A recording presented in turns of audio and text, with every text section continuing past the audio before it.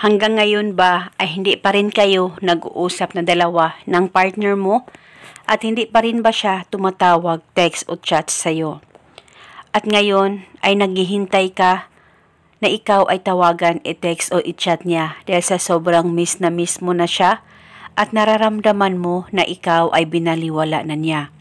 Gusto mo ba in just a minute tatawag sa'yo ang partner mo pagkatapos mong gawin ang ritual na ito?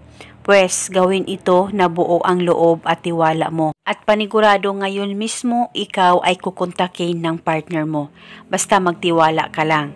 Ang gagawin mo lamang, kumuha ka ng isang dahon ng laurel at panulat kahit anong kulay at isulat mo ito sa dahon ng laurel, pangalan at apelido ng partner mo ng isang beses at sa ibaba ng pangalan niya isulat mo ang contact number niya o kahit anong contacts na meron ka sa kanya ay isulat mo ito. Dapat ang isusulat mo sa dahon ng laurel ang pangalan at apelido niya at ang contact number niya.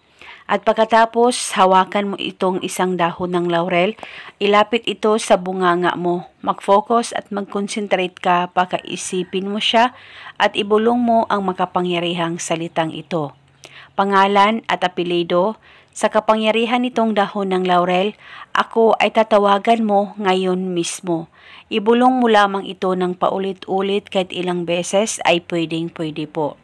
At pagkatapos, ilagay mo itong dahon ng laurel sa loob ng punda ng unan mo at uunanan mo ito buong magdamag. At paniguradong mamangha ka na lang sa maging resulta nito. At ngayon mismo, kukontakin ka ng taong mahal mo.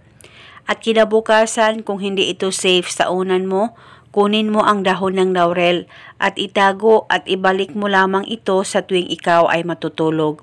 At kung okay na kayo at palagi na siyang kumukontak sa iyo, ay pwede mo nang ihinto ang ritual at sunugin mo ang dahon ng laurel.